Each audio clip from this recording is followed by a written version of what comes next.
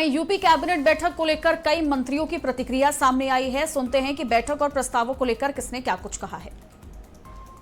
विभाग से परिवहन विभाग का दो प्रस्ताव मंजूर हुए हैं। दो प्रस्ताव मंजूर हुए हैं। एक मुख्यमंत्री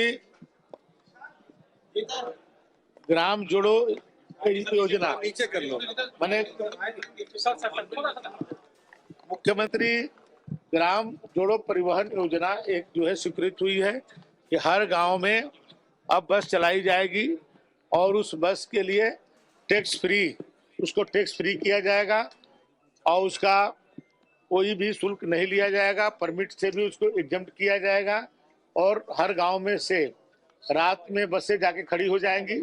सुबह में 7 बजे 6 बजे प्रारंभ होकर के ब्लॉक और तहसील होते हुए जिला मुख्यालय पर 10 बजे तक आएगी। दिन भर वो बस और कहीं दूसरे जगह डाइवर्ट रहेगी। 4 बजे के बाद फिर जो है 8 बजे तक मैक्सिमम फिर उस गांव में वापस जाएगी।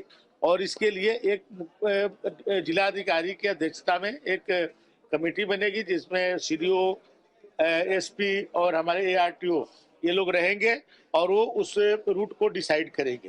और उन पर केवल उनको 1500 रुपया महीना केवल चार्ज किया जाएगा और उसको अनुबंधित अपने UPSRTC से उसको अनुबंधित कराया जाएगा। एक योजना ये हमारी ये स्वीकृत हुई है। दूसरा, मोटर व्हीकल एक्ट में 2 एग्रीगेटर थे जो जिस तरह से ओला उबर इस टाइप के जो लोग चलाते हैं उनके लिए भी कोई ऐसी नियमावली नहीं थी और उनको कोई रजिस्ट्रेशन नहीं कराना पड़ता था। भारत सरकार ने गाइडलाइन बनाया, हमने भी उसको यहाँ पर यूपी में आज बनाया है कि अब उनको हमारे यहाँ रजिस्ट्रेशन कराना पड़ेगा। अब मैं ड्राइवरों की ट्रेनिंग, उनके हेल्थ और के बीच वो करेंगे और उनका पुलिस वेरिफिकेशन भी कराएंगे और इस तरह की व्यवस्था रहेगी। और उनका इसके लिए एक आवेदन पर फीस देनी पड़ेगी और उनको मेडिकल चेकअप होगा, उनका पुलिस वेरिफिकेशन होगा, उनको ट्रेनिंग दी जाएगी। इस तरह की व्यवस्था की जाएगी। बड़ी बैठक हुई है। इरिगेशन, औद्योगिक विकास, परिवहन, समाज कल्याण, ढेर सारे विभागों के प्रस्तावों पर चर्चा हुई है।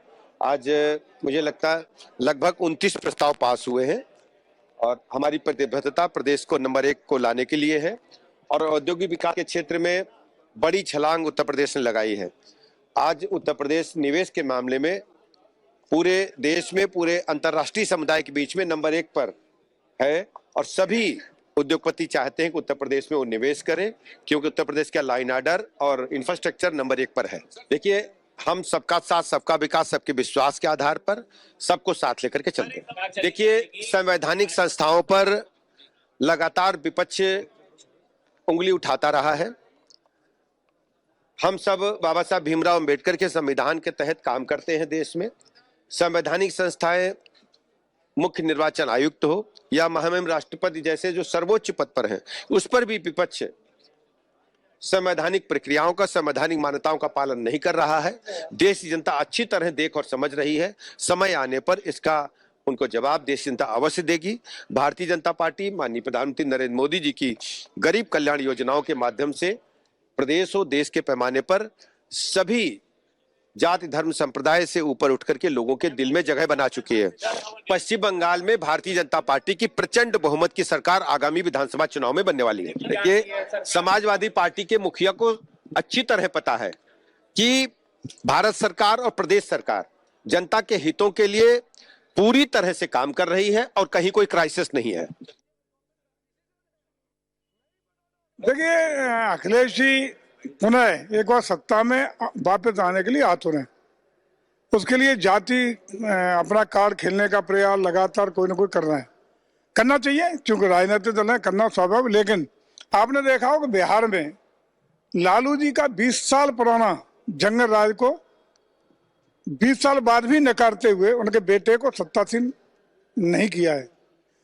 इसका मतलब साफ है कि उत्तर प्रदेश में 2017 से 10 ही साल होंगे 27 में अखिलेश जी का जंगल राज उत्तर प्रदेश को बखूबी याद है। अराजकता, जमीनों पर कब्जे, चौथ वसूली, वन डिस्ट्रिक्ट, वन माफिया लोग भूले नहीं है।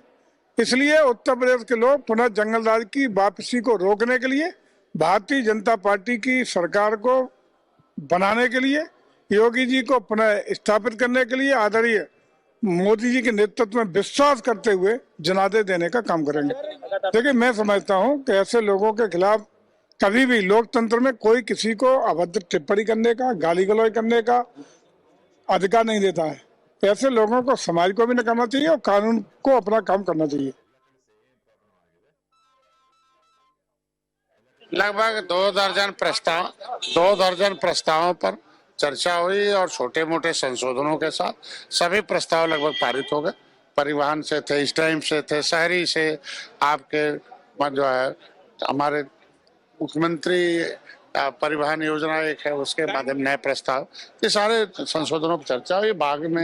बाहर दौरे पर गए थे माननीय केशव जी, जर्मनी में क्या चल रहा है, कैसे एक दूसरे के देश है। माननीय मुख्यमंत्री जी खुद जापान और सिंगापुर गए थे, उस पर भी बहुत चर्चा हुई और एक दूसरे दुनिया के साथ संबंधों पर विस्तार की चर्चा हुई। भारत कानून का देश है और जैसा जो किया रहेगा उसके खिलाफ कार्रवाई होगी।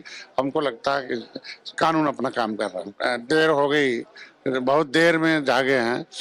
इनको जनता का अवसर मिला था, पिछड़ों दलितों, लेकिन कुछ किया नहीं, इसलिए जनता ने दूर कि अब कुछ भी कर ले उसे कुछ होने वाला नहीं।